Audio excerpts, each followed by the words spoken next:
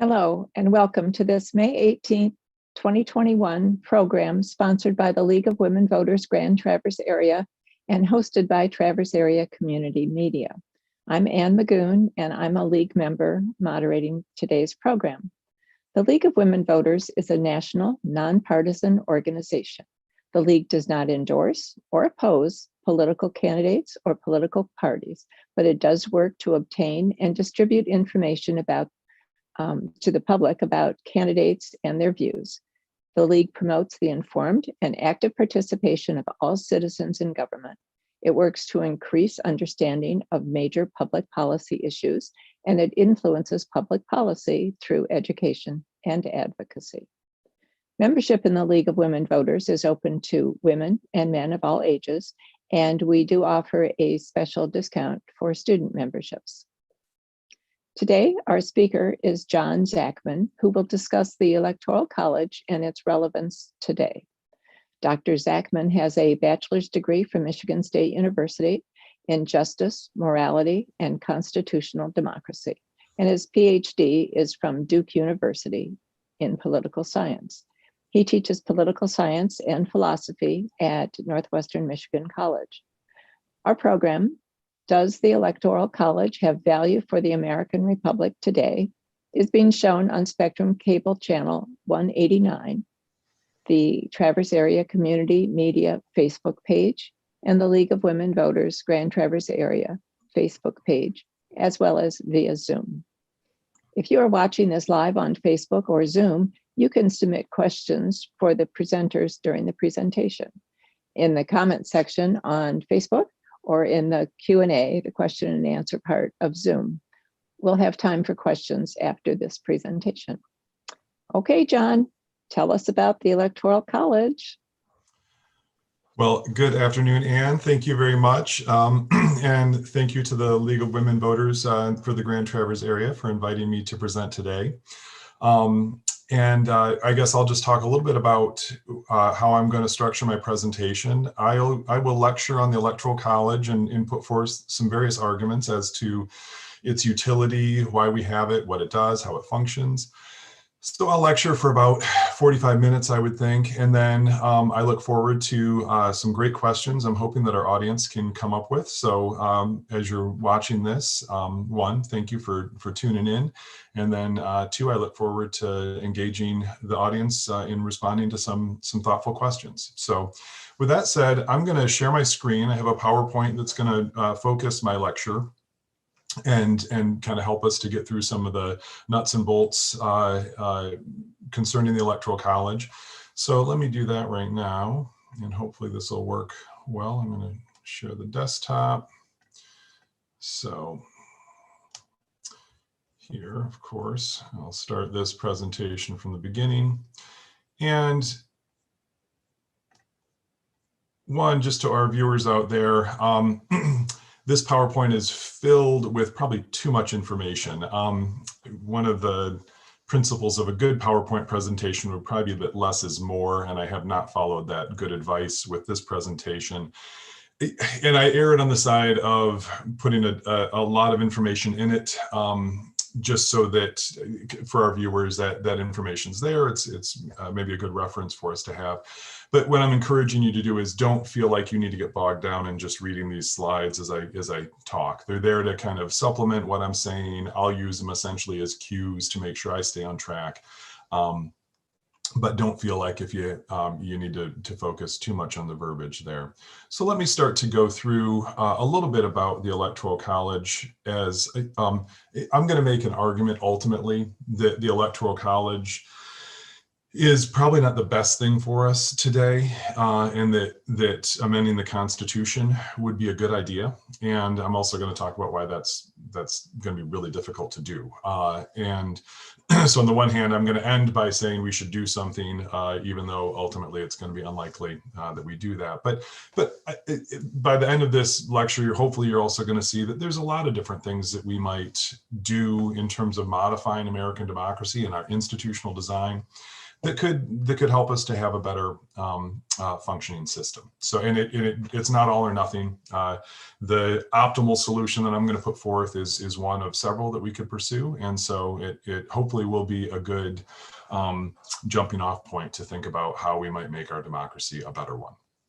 So with that said, let me just start to get into how the Electoral College works, and in a little bit about the historical background of it, and then move into kind of contemporary considerations today. So, certainly, of course, the Constitution puts forth the process for determining the selection of the president. And this was, needless to say, a very important question at the Constitutional Convention of 1787. So in Article 2, Section 1, that deals with the executive, we get right at the beginning the process for selecting the president. And that's where the Electoral College is laid out. In the original, in this first iteration, there was no distinction between casting a vote for the president versus the vice president. The vice president was just going to be the person with the second highest number of votes in the Electoral College. Well, as we saw very quickly, after, with George Washington's elections, there was really no problems because it was just, he was the candidate that was going to be selected. But following Washington, then we encountered problems right away in terms of that, which is thus we get the 12th Amendment, and the 12th Amendment then clarifies that you'll have a distinction between a vote for the vice president and a vote for the president, so at any rate, so Amendment 12 also deals with the election of the president, and then Amendment 23 is a little less of a concern to us, although, well, not if you're in Washington, D.C., because what it does is it gives Washington, D.C. voters the ability to vote for members of the Electoral College. And of course, Washington, D.C. voters, though, are actually fairly substantially underrepresented because of the fact that Washington, D.C. has only 3 Electoral College votes, where its population would actually merit it having more than that. But at any rate, so of course, the Electoral College vote for any state is dependent on how many members it has in the House of Representatives. And so the Electoral College vote for a state is determined by the number of representatives plus the number of senators, and there you go. And that's how you get the Electoral College vote for each state. Unfortunately, Michigan keeps losing, every census we seem to be losing a member of Congress. So our Electoral College votes are actually have gone down by 1 for the last several, after the last several censuses. So at any rate, that's the one thing I'm going to talk about here shortly is going to be the disproportionality that what we might call the Senate bump creates, because every state, of course, has 2 senators. And what that's going to ultimately result in is that smaller states per voter have more say than large states do.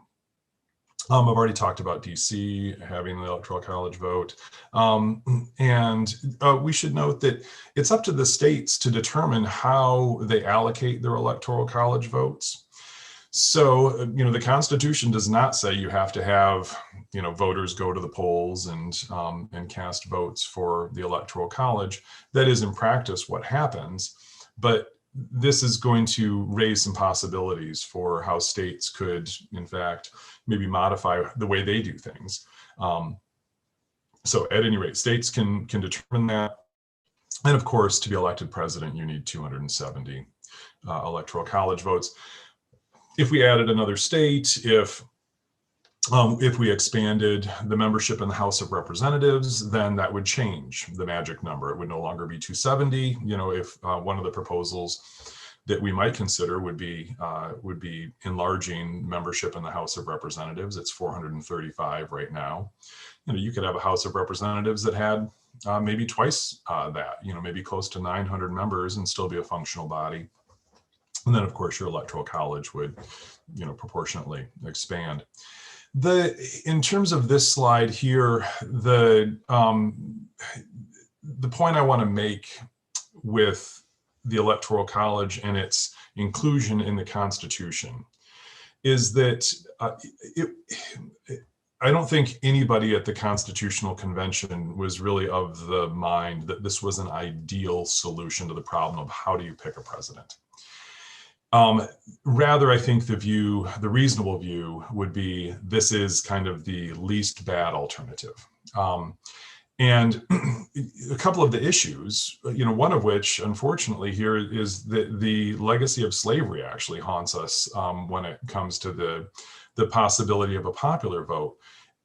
Hopefully, many of you watching this are familiar with the 3/5 Compromise, which is in the Constitution. And what the 3/5 Compromise does is it counts slaves in the slave states as 3/5 of a person for the purpose of determining the population of a state. And the slave states and the free states, it's called a compromise because it took a while to work this out. The slave states wanted their slave population to count as persons, and the free states didn't want that. And so the 3/5 Compromise was to say, okay, well, they won't count as full persons, but they'll count as 3/5 of a person. And obviously in 2020, we look at that as is indicative of this grave injustice that racially based slavery was.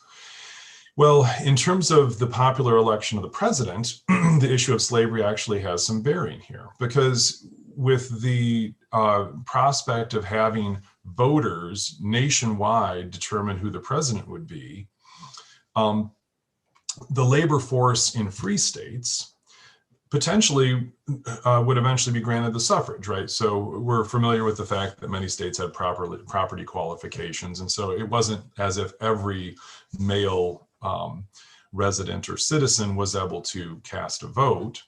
However, the prospect of liberalizing suffrage rules and bringing into the suffrage propertyless laborers, that was certainly a possibility on the horizon. And so when you think of the balance of voters, the slave states would have been wary that selecting the president by popular vote was just going to mean that the free states always got to choose the president. And so there was trepidation when it came to moving to instituting a nationwide popular vote because of this very kind of specific dynamic between slave states and free states. So that was one concern and one political concern at the Constitutional Convention. Another was that there were not established parties. So you did not have political parties that could run national campaigns and that could unify people under kind of one banner. And so the idea of having a national election for the president was a bit daunting, because how are you going to do this when what most voters know are going to be more local candidates? And so how are you going to get a national candidate that can actually win? And therefore, there was, so this is a very kind of a reasonable objection, is to say, how are you going to do this? Aren't we just going to end up with a bunch of local candidates winning a bunch of local votes, but no national candidate really being the winner? And then what are you going to do? You still have the problem of how to select a president. And so isn't it going to go back to, let's say, the House and the Senate anyway? So at any rate, so those are some concerns that we see at the time of the Constitutional Convention. And the big takeaway here the point that I want to make with this slide is that the Electoral College, once again, it was a way to solve the problem of selection of the president at the time. I would not call it an ideal solution, and I think we need to kind of keep that in mind here as we think about whether we want to keep this thing or whether we want to modify the system. Now, so given what I've said so far, now we need to look at, well, how do these electors, how are they determined in the various states? Well, the vast majority of states, so 48, and Washington, D.C., just have it winner take all. So in Michigan, which we have winner take all, if you win one more vote than anybody else in the presidential election, you're going to get all 16 of our electoral college votes. Or in the next election, it's going to be 15. And so that's winner take all. And you don't need a majority, you just need a plurality. Plurality just means you have more votes than anybody else. And so that's what all states except for Maine and Nebraska have. Now, Maine and Nebraska are, I kind of like what they've done. What Maine and Nebraska have done is they've said, well, if you win a congressional district, then you get the electoral vote for that congressional district. And then if you win statewide, you get the 2 electoral votes that kind of represent the senators. And now for Maine only has 2 congressional districts. So, you know, if you do the math, it's, you know, it doesn't make that big of a difference because you either win all 4 or it's a 3-1 split. That's essentially how it's going to go. But Nebraska has 3 congressional districts, so then it starts to get more interesting because you could have a 3-2 split for Nebraska possibly. Typically, if the Democrats win anything in Nebraska, it's just going to be in the one district that has kind of an urban center there, and so they'll win one. I think Biden won one electoral college vote in Nebraska. And at any rate, so it's a little more interesting. But if you implemented this model in, let's say, California or New York or Florida or Michigan or states that have you know, many more electoral college votes and many more congressional districts, then you can start to see things get really interesting. So, and I'll talk more about this towards the end of the presentation. So at any rate, that's something to consider there. Next, I want to look at disproportionality. So given what I've said so far, there's kind of a problem that develops. And that is that in small states like Maine or Nebraska or Wyoming or Montana or North Dakota, South Dakota, I mean, we have many small states in terms of number. In those small states, they have a disproportionate influence on the presidential election. Excuse me.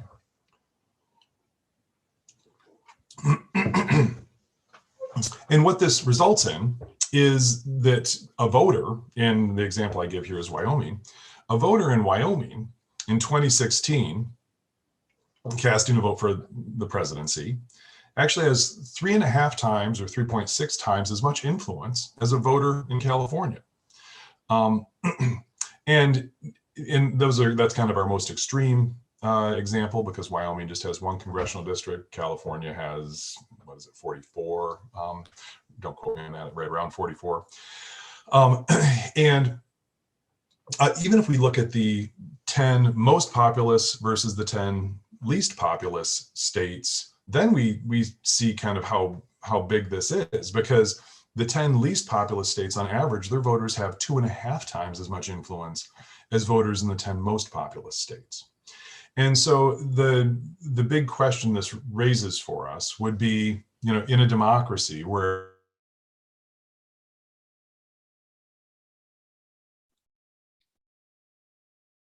John, I think we're having trouble with the signal coming from you, so I'm going to ask you to repeat in just a minute. On my screen, you're frozen.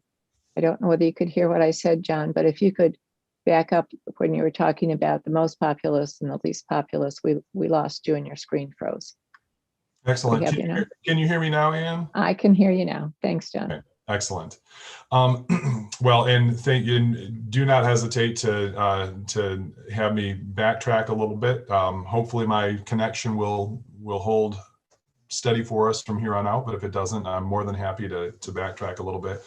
Let me go back to talking about the disproportionality, and forgive me if I'm a little repetitive because I want to make sure I don't leave anything out here. But as we see from the slide with Wyoming compared to California, we see the biggest difference in the 2016 election, with 3.6 times as much influence for the voter in Wyoming as for the voter in California. And then in the 10 least populous states on average, they in fact had 2.5 times as much influence for each voter as the voters on average in the 10 most populous states. And, so this should be of concern to us if the principle that we want to operate on in American politics is that each person should have one vote and no person should have more than one vote. And so that's the disproportionality that we see with the Electoral College. Essentially, the big takeaway here is if you live in a small state that doesn't have any big cities, or that just in general has a much smaller population, so that you have 3, 4, 5, 6 electoral college votes, then you actually have a lot more influence as a single voter than would a voter in a state like California or New York or Florida or Texas. And so then moving to this slide, this slide, the big point I want to make with this is that, one, maybe we are open to allocating a plurality of votes to individuals. And so in political science, we might talk about having some individuals having a plurality of votes, meaning that they have more than one. And this has been pitched. In fact, when I was a grad student in political science, I did a lot of research in John Stuart Mill, who's an English political theorist. And Mill, in fact, argues that some people should have more than one vote. And he argues that, in fact, if you're highly educated, that you should have 2 votes, whereas somebody who is not highly educated should only have 1. Mill also argues that if you don't pay taxes, you should have no votes. So we could consider maybe we want to award more than 1 vote to certain individuals. However, I'm suspicious that the American public doesn't really want anybody to have more than 1 vote. That Americans, as a people, I think, are pretty much decided that fairness requires us to have 1 vote per person. And so here I give some scenarios in this slide. If we have maybe the young 18 to 30-year-olds, they don't have quite as much world experience. So maybe we give them a vote, but once you're over 30, you get 2 votes per person. So that when you cast your ballot, it's worth twice as much as that 18-year-old. Once again, I don't think that that's going to fly with the American people, but the question I have for us is, well, if that doesn't fly, then how come somebody in Wyoming should have more say than somebody in California? If we're going to reject, let's say, age as the basis, or if we're going to reject education, or how about individuals that pay more taxes? It seems like that's a pretty reasonable argument to make. If somebody pays $100,000 in taxes every year, and then another person only pays $1,000 in taxes, then should we give that person who's putting more into the system more say? We in fact see such arrangements when you look at international institutions like the International Monetary Fund or the World Bank. You see weighted voting where basically countries get more say if they have more skin in the game, so to speak. We obviously see that when it comes to various business arrangements as well. Now, I'm not actually advocating for anybody to have more than 1 vote, but I want to raise this question as one of principle, right? So what principles should inform our voting system? And, I guess just to lay it out there, what I'm advocating for is that each person should just have 1 vote. And thus, we should probably take the disproportionality of the Electoral College fairly seriously. I also have to ask the question, what if the Electoral College makes it so that overall, it tends to be that one race or ethnicity or group of people are given more political power through the Electoral College than others? And isn't that problematic for us if we in fact find that there is a racial or ethnic bias or religious bias or what have you to the Electoral College? So let me move right along here, raising those questions in terms of ethically and politically how we want to organize our system. Let me give a response to, this is actually a response as to why maybe it's not that problematic that the Electoral College creates some disproportionality. And so the argument would be this. It's not that problematic that voters in Wyoming per voter have more of a say than voters in California, because we really shouldn't think about it as individual voters in Wyoming. We should think about it as Team Wyoming versus Team California. Or I don't know the term for Wyomingians. So Michiganders, I know that term. So let's say so Michiganders may say, well, you know what? It's not about me voting in Michigan. It's about what Michiganders want. So Michiganders are going to go out and we're going to vote, and then we're going to say, oh, okay. As a state, the good people of Michigan have said that Joe Biden is our choice, or that Donald Trump is our choice, or that Barack Obama is our choice, or so on and so forth. That the good people of Michigan as a collective have decided this. So this is a federalist conception of how we're voting for the presidency, that we're voting as a part of our state. And I wouldn't find the disproportionality that I've identified to be so problematic if, in fact, the way that Americans think about selecting the president is that we're going to go out and, as Michiganders or Ohioans or New Yorkers or whatever, that we're going to go and we're going to select, we're going to say our state wants this. However, I think when you actually look at the identity that Americans have, I would be somewhat skeptical that we really think of ourselves in a very strong political sense as Michiganders, right? Yeah, I mean, to some extent we do. I love Michigan. It's a wonderful state, and I'm proud to live in Michigan. However, I've lived in other states. I've lived in Mississippi. I've lived in North Carolina. And I have a great fondness for those states as well. And it's not as if when I was living in North Carolina, my identity was incredibly different. I voted in presidential elections when I lived in North Carolina. And it's not as if I really thought, well, now I am a part of Team North Carolina versus being a part of Team Mississippi or Team Michigan. So the point that I'm making is I don't really think that in 2021, our identities, our political identities are really that tied to our states.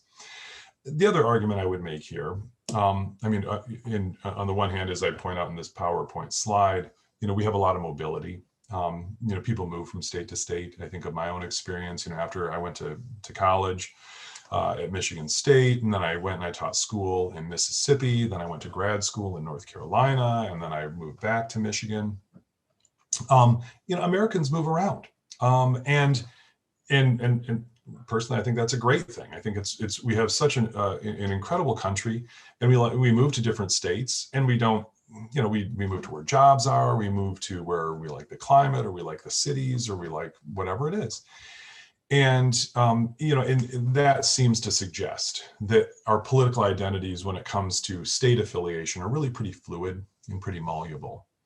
And I want to argue also that I think our political identities are often more tied up with things like religious affiliation or party affiliation, so Democrats versus Republicans, or other parties as well. Americans, our national identity is certainly much more important. And you can think of this if you travel and you're in another country and you want to explain who you are. It's rather unlikely that you're going to lead with, well, hello, my name is John. I'm from Michigan. I might say that, but more likely I'm going to say my name is John. I'm from the United States, and then I might raise my hand and say I'm from Michigan. It looks like a mitten or something cute like that. But in terms of my identity, it's really as an American. And we can look at race, religion, class. These other factors seem to be rather more important than state identification. So what I'm doing here is kind of rejecting the notion that voting as a part of a state kind of team, if you will, is really the way that most Americans conceive of themselves when they're voting for the president of the United States. And so I think that federalist argument is really not that relevant to us. I also want to point out that in the United States today, our federal government is so important when you look at policy, when you look at our economy, when you look at national security. State governments, of course, have their role. They have the functions that they perform, but we are very much a single country. This is not a confederation of states. This is a single country with a single nationality. and therefore the notion that we're voting as a part of a state team, I think, is a bit wanting. Okay. Now I wanted to look at some data here in terms of, make sure I haven't missed anything. Yes. Look at some data concerning polarization and what we might refer to as red and blue states. I would be concerned that the Electoral College, in fact, tends to contribute to the polarization that we're seeing right now in the United States. And I have to say that I'm highly concerned with how polarized Americans have become. In my teaching, I often point out to my students that I'm especially dismayed at how polarized we've become because of the fact that the Americans that I know who are Democrats and the Americans that I know that are Republicans, the Americans I know who are liberals versus conservatives, they actually share so much in terms of the way they want to live their lives, what they have in terms of their hopes and dreams and aspirations, what they value. I actually see a whole lot of common ground, but then when it comes to political identity, there is a, I would argue, kind of an unjustified animosity towards the other side that's not based so much on kind of real division as it is on perceived division. And I want to suggest that the Electoral College, in fact, may contribute to some of that perceived division. Let's look at some presidential election results here. So here, I'm just going to go through the last several elections. And then I think I also have 2004 up there. So here we have 2020, of course, and we're all familiar with these results. And, so Biden gets 306 Electoral College votes, Trump gets 232. One thing that we actually tend to see is that the margin of the Electoral College vote victory tends to actually be a little bit magnified compared to the popular vote. So that the percentage win in terms of the Electoral College vote for Biden was actually a little greater than the percentage win in terms of the popular vote. But with that said, Joe Biden received over 7 million, additional votes compared to Donald Trump in 2020. And, and then here we see the blue states being states that went for Biden, and then red states that went for Donald Trump. And there's a huge diversity here. If you look at a state like Wyoming, Biden got hardly anything. Now, if you're a Democrat in Wyoming, it's highly unlikely that your vote's going to make any difference when it comes to the presidential election. Same thing if you're a conservative in California, then it's highly unlikely that your vote is going to make any difference in the presidential election because of the fact that the Democrats tend to win very soundly in California.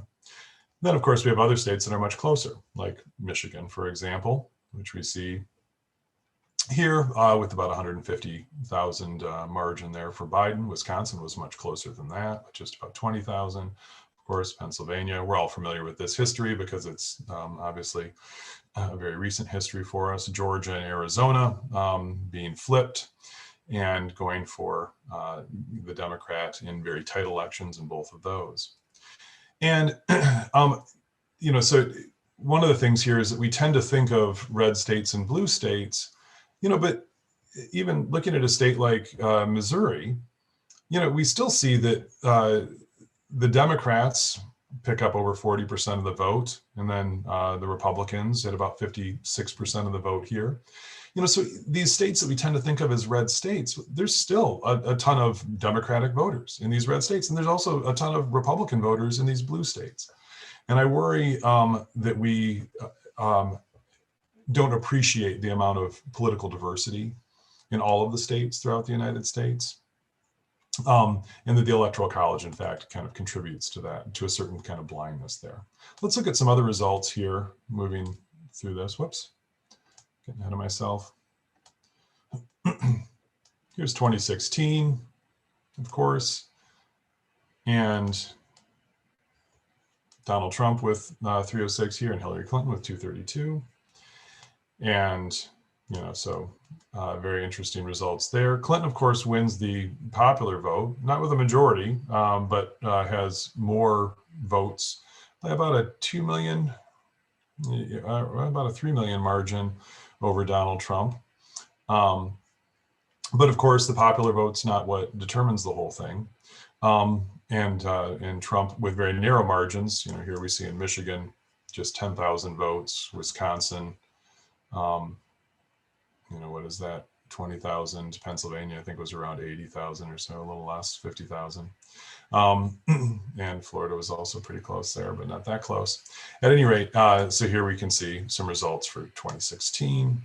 So we do see that Clinton, of course, wins the popular vote rather substantially, by over 2 percentage points, and yet loses the Electoral College. Let's look at 2012. Here we see Obama in 2012, and with a kind of resounding victory, although not as big as it was in 2008. And you see with, interesting here, because Romney, in terms of the popular vote, was really highly competitive. In fact, the margin there looks like it is about the same as Hillary Clinton's margin over Donald Trump. And yet Obama wins, and of course Hillary Clinton does not. And then let's look at 2004, because 2004, the reason I have this one here, is that 2004 is the last time that a Republican won the national popular vote. And so we see Bush's victory here, just looking at the kind of the solid red on this map, you would think that Bush's victory was a resounding victory. Well, it had Kerry been able to pick up Ohio, Kerry in fact would have won the 2004 election. And that was around 100,000 or so votes in Ohio. So it was actually a very close election. But Bush did win the popular vote. And the thing I want to note here with the 2004 election is that Bush's win of the popular vote in 2004 was the only time since George Herbert Walker Bush in 1988 won the presidency. The 2004 election was the only time since 1988 that the Republicans have actually won the popular vote. And that has to be concerning to the Republican Party. And I'll actually make some arguments as to why I think the Republican Party, if it had to win the popular vote, would be a healthier party than it is right now. I think as an observer of American politics, it's safe to say that the Republican Party is in a very serious situation trying to figure out what it stands for. And in all honesty, I'm not sure what the Republican Party stands for right now. The Republican Party used to be a conservative, a party driven by a conservative ideology that was largely based on capitalism and free trade and lower government regulation. It's turned very much into a populist party and a party that's very much behind one person, and thus a party that kind of traditional conservatives don't necessarily know what to do with. And the part of the dynamic here that I'll talk about is the fact that the Republican Party knows they won't win the popular vote in 2024, but they don't need to. And I want to suggest that if they had to win the popular vote in 2024 to win the presidency, that would change the way the party kind of reforms itself right now, because it's very much in a transition. It's trying to figure out what it wants to become. And that dynamic would be very changed if we had the popular vote. So I'll talk a little bit more about that in just a second. I've already talked about the fact that if I'm a conservative in California, then I'll go and vote for the president of the United States. But I know that the Democrat's going to win the Electoral College votes in California.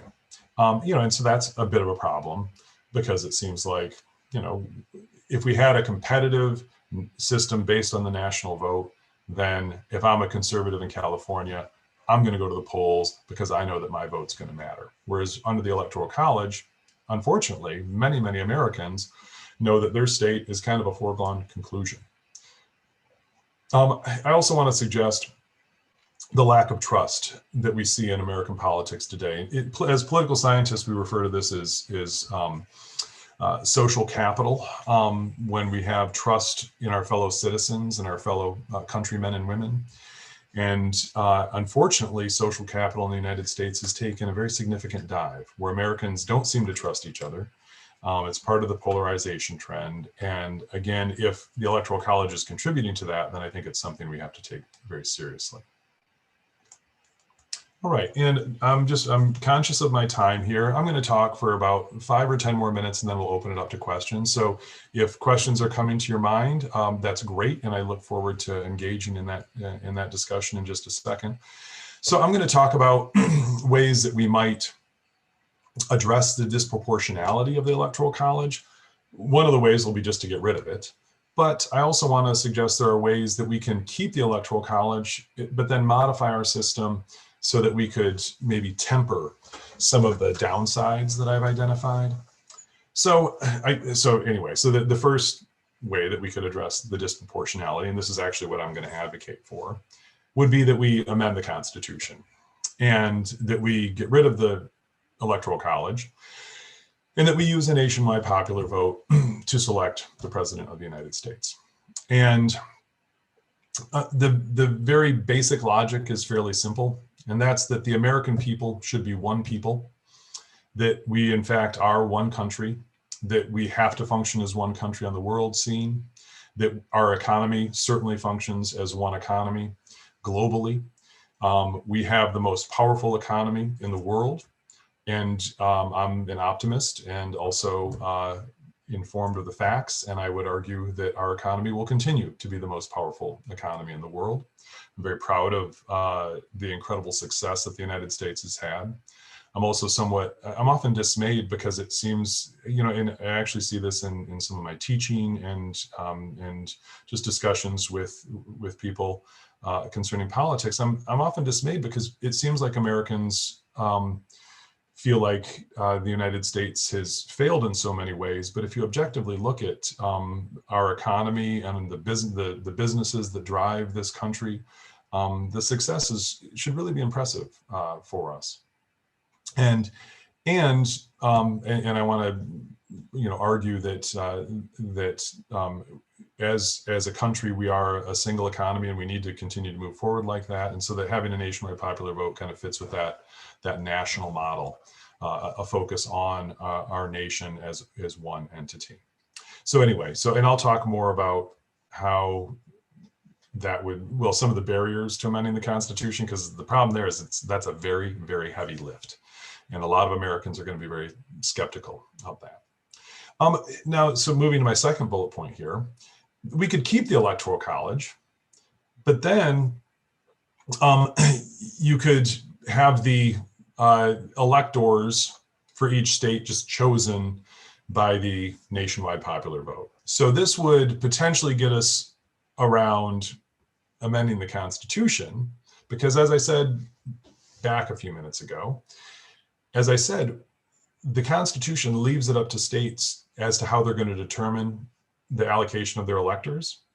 So states could decide for themselves, well, we're going to have our voters go out and vote, but we're actually going to select our electors by the nationwide popular vote. And there are many states that have already signed on to an interstate agreement to this effect. Now, that agreement stipulates that once states having 270 electoral college votes or more have signed on to it, then they're bound to go by the nationwide popular vote. I'm going to address that a little bit more in just a second. So just hold tight on that one, because while I like the idea, I'm actually not such a fan of it because I see it as pretty problematic. So moving right along, we could also then look at adopting the Maine-Nebraska system for states around the country. So Michigan could allocate electoral college votes per district. So that would be another way that we could go. That would be really easy to do. Just, if Maine and Nebraska can do it, Michigan can do it, New York can do it, et cetera.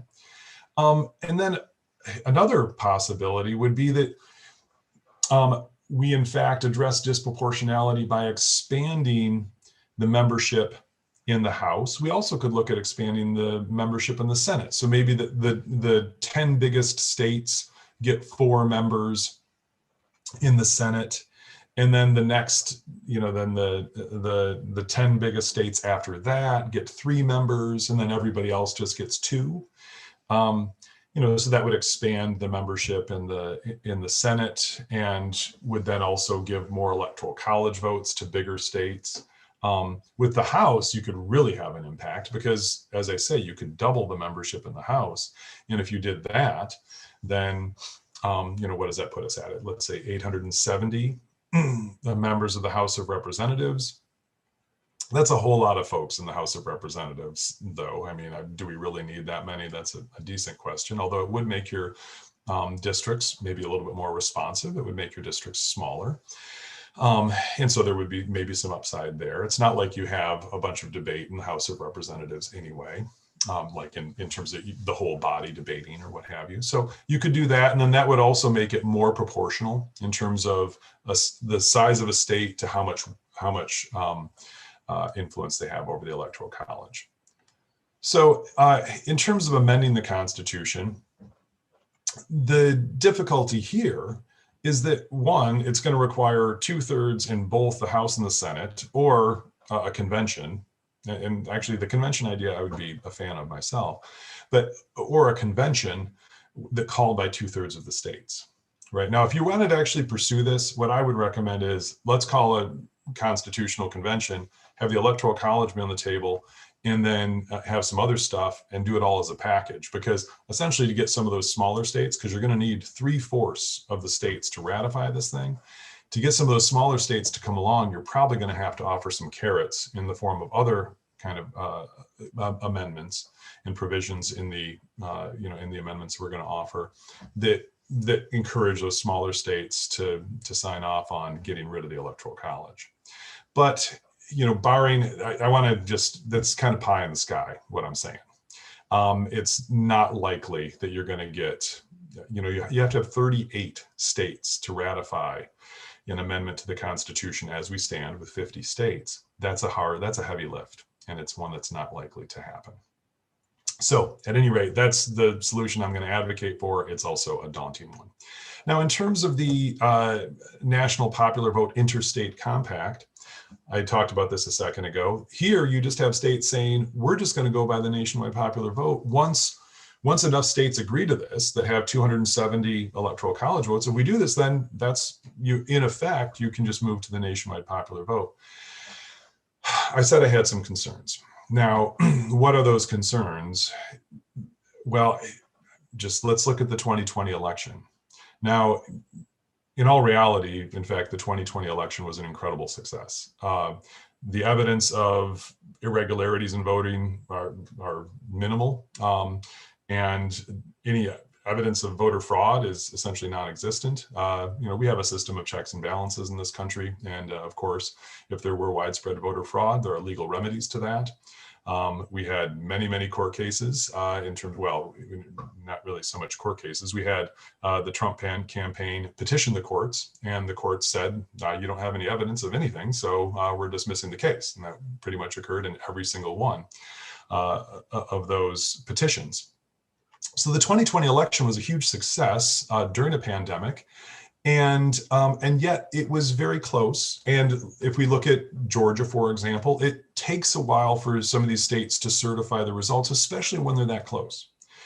And what I want to suggest is what happens if a state or 2 states with sizable populations have problems in certifying the results. And especially given a lot of the reforms that we're seeing in Republican-dominated states right now in the aftermath of the 2020 election, that are going to potentially throw a bunch of wrenches into the works here following elections. What happens? So what is the process by which you certify the nationwide popular vote? So Michigan doesn't control that. Michigan doesn't control voting in Georgia or wherever. And so if Michigan says we're going to allocate our electors based on the nationwide popular vote, well, how does that get certified? And what if you don't ever have a certified nationwide popular vote? I think that's highly problematic. I think that just kind of doing this as a workaround because you can't amend the Constitution, I think has some real problems to it. And that would be my grave concern with this model. And finally, you could follow what we have in Maine and Nebraska. This is not a bad idea. It still, it doesn't ultimately address the disproportionality that I've focused on in this lecture. However, what it does address some of the problems of the Electoral College, especially if I'm a conservative who's living in a liberal state, but I live in a competitive congressional district, then, then this has some advantages. However, the United States, unfortunately, has become so gerrymandered that this remedy has really kind of limited benefit to it. And also states that are swing states don't have any incentive to go to this, because swing states get a whole lot of attention precisely because they're winner take all. Michigan gets a lot of attention from presidential candidates. And, as a Michigander, I kind of hope that we get some consideration, by administrations, because the Biden administration thinks, we better make the folks in Michigan happy because in 2024, we're going to need the good folks of Michigan, right? And so there's some electoral incentive for swing states like Michigan to say, what, let's keep all of our votes winner take all, so that presidential candidates have to say, we're going to do right by Michigan on both sides, right? So that swing states don't have a whole lot of incentive to adopt the Maine, Nebraska model, is what I'm getting at. So, all right. And then finally, I've kind of hit on this. And so for time's sake, I'm going to we can come back to this if we want to, but this of course is, well, one, maybe not such a bad idea, just because the Senate right now also has its own disproportionality problem. So enlarging the Senate wouldn't be the worst idea in the whole world anyway. And enlarging the House also has some upside to it. I think Americans are probably a little bit grumpy right now. If you said, let's increase the number of representatives in the House by an additional 435, it seems like Americans are kind of like, yeah, I'm not so sure I really want to send more of these politicians I hate to Washington, D.C. However, it would give you a little more access to your representative. It would make them a little closer to home, and just insofar as they had a smaller district. Also then, to some extent, resolve the disproportionality of the Electoral College. And then finally, the argument I want to make, and as I say, I'm just going to put this forward, and then that's going to be it for my lecture. And Oh dear, John, you're cutting out just as you started to say this is going to be your argument. So let's go from the top there. Thanks. That sounds good. Am I back? You're good. Okay. All right. Thank you, Anne. So to kind of wrap things up, what I would advocate for is, in fact, a nationwide popular vote. And pretty clear what my position is, as I've been winding that kind of through my comments through this whole lecture. But a couple of kind of concluding comments here. One, for a democracy to be a democracy, you need to have two major political parties, or two relevant political parties that are committed to democracy. And our system right now is very much challenged because it's not clear that we have that. So I think the Electoral College, in fact, to make our system more competitive, and potentially open it up to additional parties, which I want to suggest that conservatives and liberals alike, and moderates for that matter, because to some extent I think moderates are maybe the most poorly served in our republic right now. But I want to suggest that, in fact, a more competitive system would really serve us well, and that by going to a nationwide popular vote, we could, in fact, achieve that. I worry, as I've said, that the Republican Party doesn't seem to be competitive when it comes to the nationwide popular vote. If it had to be competitive for the nationwide popular vote, it would be a different party. It would have a broader appeal, and it would have a different strategy. Its strategy right now is based on gerrymandered legislative districts. It's based on the Electoral College. And unfortunately, it's based on, nationally, as we see in many states, making it harder for people to vote. So essentially trying to kind of restrict access to the ballot for folks that generally don't vote Republican. An alternative strategy would be for the Republican Party to try to make itself more appealing to voters all across the board, which is something that it very much could do. Because one of the things that we've actually seen over the last decade is that the Republican Party could have a lot more draw to Hispanic voters, for example, than it traditionally has. And if that was the name of the game for it, it would, I think, ultimately be better for our entire republic. So here's my last slide. Again, my position is amending the Constitution. Let's go to a nationwide popular vote. Additionally, I would argue that we should institute something called the instant runoff. It's also referred to as the alternative vote, or sometimes in the older literature, you'll see it referred to as the Australian system because it was used kind of first in Australia. And there what you do is actually you get to rank order candidates so that you can vote for your preferred number one candidate. So maybe I vote for the Libertarian first, and then I vote for the Republican is my second choice, and then some other party for my third choice. And if the Libertarian doesn't win, right, which of course the Libertarian has typically not won presidential elections, then I still have my second choice there being for the Republican Party. And so that this would make it so that there are more parties that are competitive, and that as a voter, I can vote for a smaller party as maybe my preference, without the risk of that translating into a party that I really don't like winning the presidency. This would make it more competitive, and it would potentially open it up so that we would see a Libertarian or a Green Party candidate actually win the presidency. And I like that. I would advocate for more intense competition. Finally, and this is something we can talk about if the audience is interested in it, we could also talk about modifying other components of our electoral system that might also increase competition and competitiveness. So with that said, I'm going to stop sharing my screen. And that wraps it up for my lecture component. And I look forward to some excellent questions. Oh, thank you so much, John. That was a lot. Great preparation, and you covered a lot of territory, but we still have some questions from our audience. People have been listening intently. And audience, remember that if you are on Facebook or Zoom, you can use the comment field on Facebook or the Q&A on Zoom and pose your questions. So we'll start with one that has come in. It's great that you've used the "we are one country" argument for amending the Constitution to eliminate the Electoral College. How many years do you estimate that might take, given all the hoops that would have to be jumped through to attain it? Well, in terms of legislative process, if the political will were there to amend the Constitution, it wouldn't take long. You would want to do your due diligence in terms of the language.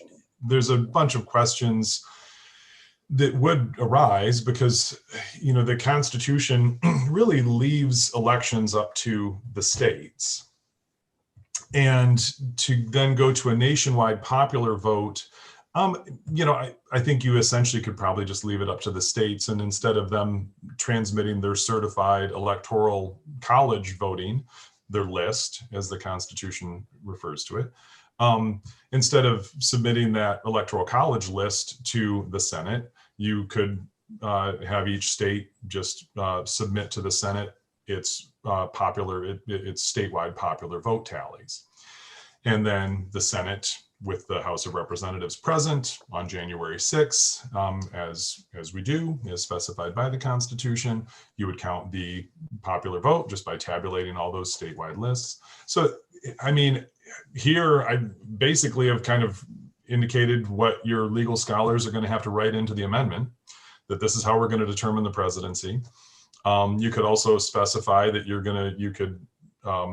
specify that you're actually going to use the instant runoff system in this amendment for voting for the president. So the language actually really wouldn't take us that long. If Congress wanted to pass this, like a week is certainly plenty time, even for government work. A week is still enough time. And then it has to go to the states for ratification. The thing that's going to take a lot of time is building the political will. Is that smaller states, understandably, are going to say, wait a minute here, why would we want to give up power? I mean, that's just, that is a very reasonable political instinct. When you have power, why would you want to give it up?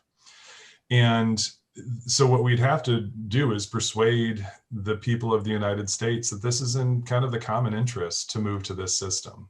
That in fact, we'll have better political parties if they have to appeal to a majority of the American people. And also that it's just the right thing to do. That one person, one vote is kind of just a no-brainer when it comes to a representative democracy. That I don't think that I don't think that somebody who makes a ton of money should have more say in our republic than somebody who's working for minimum wage, right? I think they should each have one vote, and I think that I think 18-year-olds should have the same vote as I have. I'm not 18 anymore. I like to think that I'm a little wiser than I was when I was 18, but I think 18-year-olds should have just as much say as I do, because that's part of inheriting the responsibility of being a democratic citizen, is that you have this honor of political power. And so it's kind of idealistic, but I hope that we can have this discussion in our country to say, you know what, as we move forward here and people are tending to flock more to urban areas, although we'll see what the future holds for that, but that it makes sense to kind of change things up and in terms of how we select the president. So again, to summarize my response to the question, it won't take that long to write the amendment. It's going to take some time, though, to build up the political will and to convince people that this is a decent idea, which is also one of the reasons that I advocate for. One way to do this would be to have a constitutional convention, because then you can cut some deals. You can say, all right, so let's move to a nationwide popular vote. But for small states that are maybe somewhat hesitant, and I don't know what the deal would, what can you offer to the small states to kind of make this more palatable? I'm not sure. But if you had a constitutional convention, which I also think would be worthwhile, and in any number of ways, I think it would be pretty fascinating. And it's a wonder why we haven't done it. The founding fathers clearly kind of thought this was something we'd take them up on, and yet we never have. And if for no other reason, we should do it just so James Madison, we can kind of say hats off to you, James Madison, for giving us a pretty decent system. Let's have a convention and see what we can come up with. It won't be as good as what they did in 1787, but maybe it'll be close. So wow. That's another program, I think, for us. So we have a couple of more straightforward questions, not philosophical quite as much, but have Maine and Nebraska had proportional representation or their systems for a long time, or is this something that they moved to fairly recently? Well, I don't know. I can't remember the exact year. I want to say it's in the ballpark of a couple of decades. Okay, so but 20th century or something like that. Not right. I don't know off the top of my head exactly how long it's been, but in the ballpark of about 20 years. And I think they both moved in that direction at close to the same time. But so I apologize. I don't have the exact years they did it, but they've been doing it for a while. So it's smooth. It's not a difficult thing to do. And as in terms of a real practical solution that we could implement, because small states still have more, they don't lose any power with this.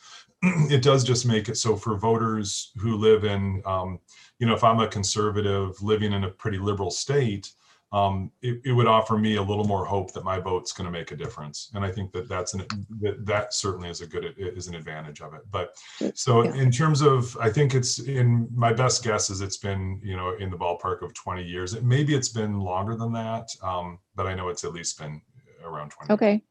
Okay, great. And how does one become an elector? If I wake up one day and say, boy, I'd really like to be part of this college, how would I go about it? Excellent. So each state has their own processes for this. Typically, these are going to be individuals that are identified by either the state level party, so the Democratic Party at the state level, or maybe a more local or regional level. So that will identify individuals that then they put on their electoral college list for that party. So it's up to the state party apparatus. So in Michigan, the Democrats and the Republicans are going to identify the electors for their party respectively.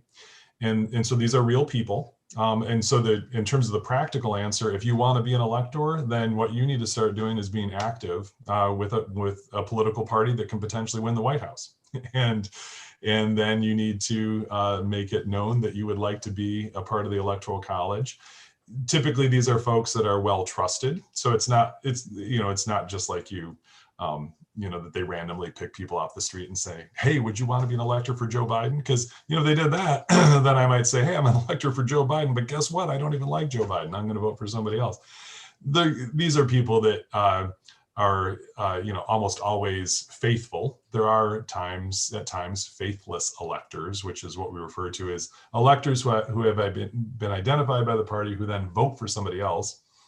Hillary Clinton had 5 of those in 2016, and Donald Trump had 2 of them. So we had 7 faithless electors in 2016. But interesting. Yeah, but typically that's not a problem. Some states punish faithless electors who vote for somebody they're not supposed to.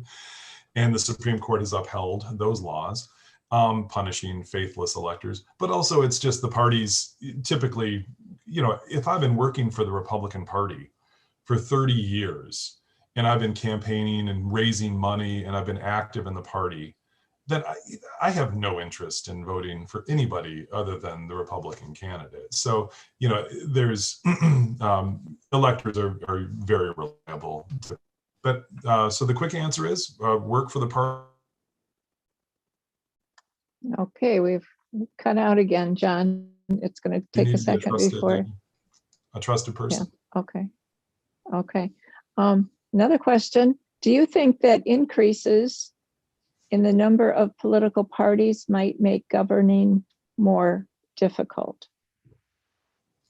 That is a great question. And typically the answer would be yes.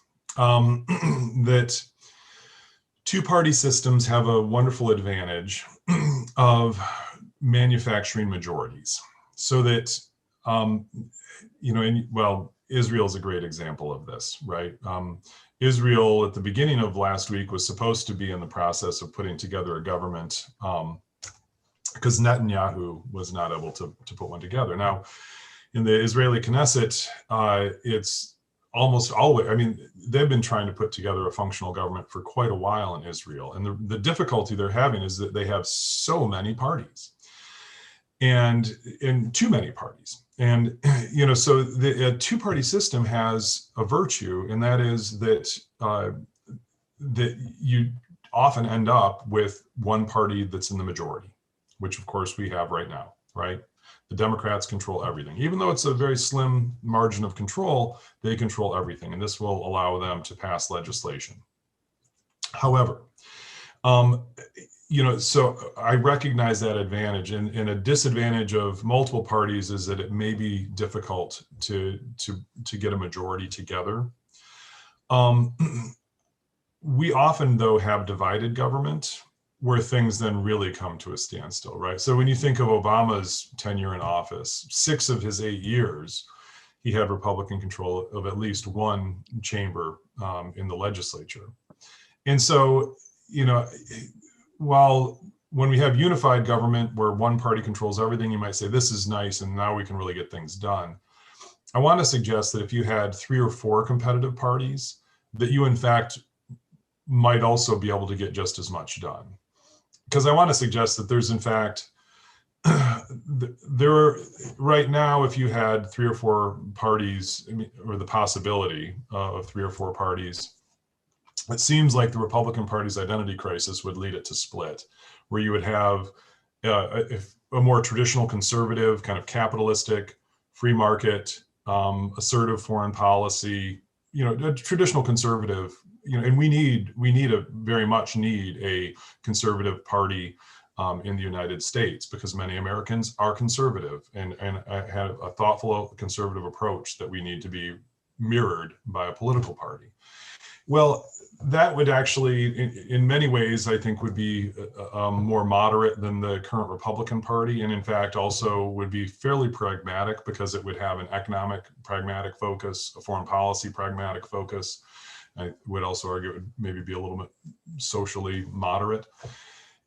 I want to suggest that, in fact, you could have more cooperation between 3 or 4 parties in the United States than we are getting between the 2 parties we have, because the Republican Party over the last, well, ever since Obama got elected, the Republican Party has started to operate as an opposition party. Even when they were in control under Trump for his first couple of years, they were so kind of accustomed to be an opposition party that governing effectively, almost, they didn't know what to do, right? And as evidence of this, look at the failure to repeal Obamacare, right? I mean, the Republicans had total control of everything for 2 years, and they couldn't get rid of Obamacare. They couldn't even really amend it in they didn't even really have anything to do. They just had nothing. And, and that is evidence that in terms of policy outcomes, we're in a position where I'm not so sure it could get that much worse, is what I'm getting at. Is that I agree with the notion that 2 parties are really nice because they manufacture majorities. But right now, I think that we're often so gridlocked anyway. I think that we might actually have more good policy coming out of a more competitive party system. Okay, thank you. Thanks. And we have another question.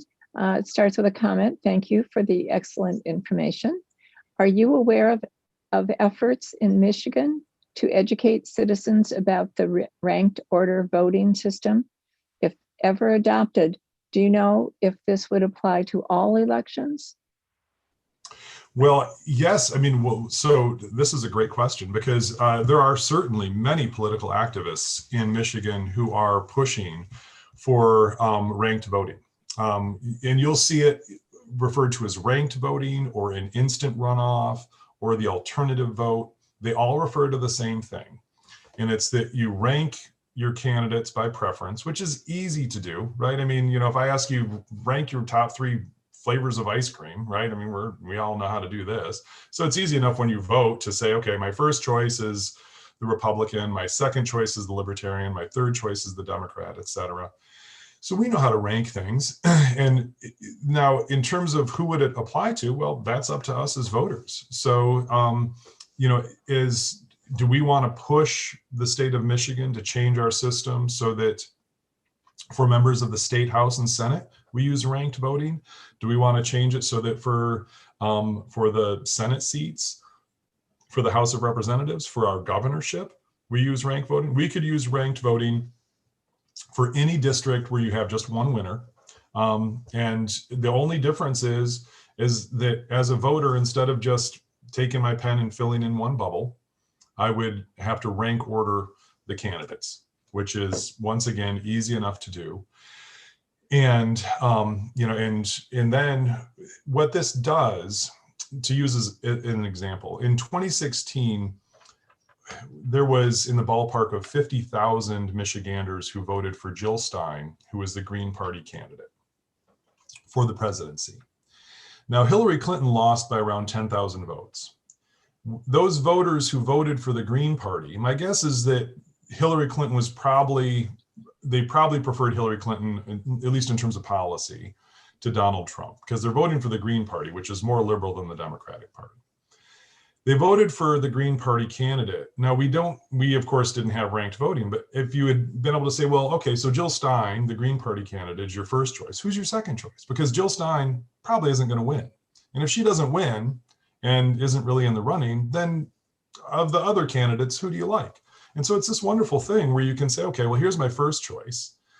And, and then if that one doesn't win, then here's my second choice, right? It's kind of like, if I'm at a party and we're going to order pizza and I'm like, I like ham and pineapple, and everybody's like, we don't like ham and pineapple, so you have to eat clay.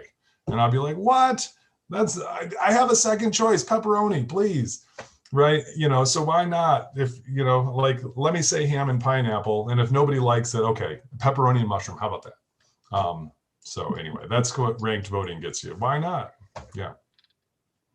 I like your explanations. Everybody can understand. Now here's another history question.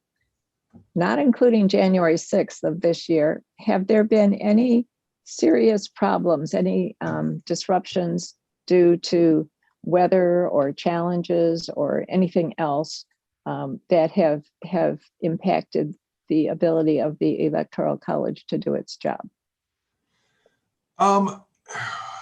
That is a good question. I mean, so I should qualify my answer, and that is that I'm certainly not a historian of presidential elections in terms of kind of a research specialization, but I can.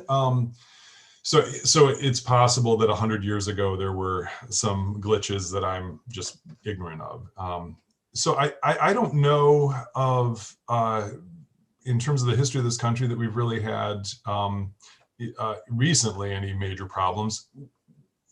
At the very beginning, which this is why we ended up with the 12th Amendment. At the very beginning, we did have some problems because of the fact that the vice president and the president were essentially kind of going to be taken from the same electoral college lists, and the Federalists had their candidates kind of lined up, and then some state legislatures kind of went rogue, and that resulted in nobody winning the majority in terms of the Electoral College. So that's way back in the 1790s that we saw those problems, which were then addressed with the 12th Amendment. Since then, in 2000, we did have a problem with the Electoral College, and that's that Florida was the state that kind of determined the whole thing and that put Bush into the White House. And it was very, very close, to the tune of around 500 votes. And so, and they had these kind of crazy ballots where there were punch card ballots. And so, and you would think that's pretty foolproof technology. Well, when enough people do these things, if you don't punch it nice and hard, then you get what are called hanging chads, which is a term I haven't used in a while, and it's when the paper doesn't completely separate, so that you try to punch the hole, but the piece of paper is still kind of hanging on there. What do you do with that? So they had an issue of recounting. And ultimately, the Supreme Court ruled that a statewide recount was not possible in the time frame that Florida needed in order to certify their Electoral College results. So they did not do a complete statewide recount. And so the Supreme Court kind of had to step in on that one. I thought in a fairly reasonable way. Although I do have to comment that it's a shame that we're not better at recounting. I feel like we should have our system so that, if we can count vote, we should be able to count votes within a couple of days. And then if we need to recount, we should be able to do a complete recount within a couple of days too. But with 2000, there was that glitch. In fact, I guess one of the virtues with the Electoral College, though, is that what it often does is it makes it so even if there's one state where you're kind of worried that, did Gore win or did Bush really win? And I have to say, looking at the evidence, because, journalists essentially went back and did a recount in Florida using different criteria, looking at these ballots. Bush would have won even had they done the complete recount. So one nice thing with the Electoral College is that it usually doesn't just hinge on one state. So even if there's kind of, something funky like in Florida, usually there's other states where it's, that's determined the Electoral College anyway. Now, with that said, if you went with a nationwide popular vote, then it's likely that you would have even more of a margin of victory with, Florida was crazy close with 500 votes. with a nationwide popular vote, you would likely, I mean, it's highly unlikely that you would have it come to within 500 votes. But I mean, with that said, you never know. You never know. Right, right. Now, in order for states to sign on to the compact for the national popular vote or nationwide popular vote, is that what's involved? Is that a constitutional amendment at the state level, or is that just part of their rules and procedures for running elections? Usually, or does it vary from state to state? Well, so there's some legal question here as to whether or not Congress would have to approve this interstate agreement, which Congress has not done to date. But and I'm no specialist on the legal framework that's put this into place. My understanding, which again is just kind of a pretty primitive understanding, is simply that states can pass legislation that essentially make them, I want to say, party to this agreement, so that they can just more or less sign on to the agreement. Now, the agreement specifies various things like what triggers it to go into effect, et cetera. What happens if nobody wins the nationwide popular vote, or if there's no way to tell, or what have you. But so my understanding would just be that states more or less kind of pass a law at the state level that makes them party to that agreement. As I say, a lot of my skepticism really does come on the legal front here, because at this point we don't really have any certified nationwide popular vote. So you have this problem that you're kind of signing on to something where, like, do I just go to the New York Times and look at what they've given me as the nationwide, the states, in terms of states certify their electoral college results. And realistically, states are also going to have some process state by state to certify the vote results for their statewide vote. But, I do worry about the legal aspects there. We would also have the legal question of, does Congress have to approve this? Because Congress would have some oversight of interstate agreements that are legally binding. And I don't know the legal answer to that question, but that would, if we see the momentum pick up for that, I assume that we're going to see a lot of legal scholars weighing in on that. And maybe I'm fearful about it because of what I look at as a bunch of unknowns. Maybe I shouldn't be as fearful as I am. I think it's much cleaner if you can go with a constitutional amendment. I think that that's much preferable, but of course that's also politically much more difficult. Yeah. Right. Well, I'd like to thank you, John, for this wonderful, enriching presentation. Learned a lot myself. And I'd like to thank our audience for tuning in today and being part of this, and for your questions. I'd also like to thank Matt Kern of Traverse Area Community Media for doing all the behind the scenes work so that everything goes so smoothly. Thank you, Matt. And I'd like you to know that you can tell your friends, or you can rewatch this program yourself. It will be available on the League of Women Voters Grand Traverse Area Facebook page, as well as through the Traverse Area Community Media Facebook page. And for a while, you should be able to view it on a Spectrum cable channel 189 on your television in northwest Lower Michigan. So to find out more about the League of Women Voters, or to consider joining, please visit our website at www.lwvgta.org. This is the last of our series of educational programs for this spring. We'll be back on the third Thursday of September, I think that's the 21st, with a program about redistricting at the local level. Our guest that day will be Bonnie Sheely, who is the Grand Traverse County clerk.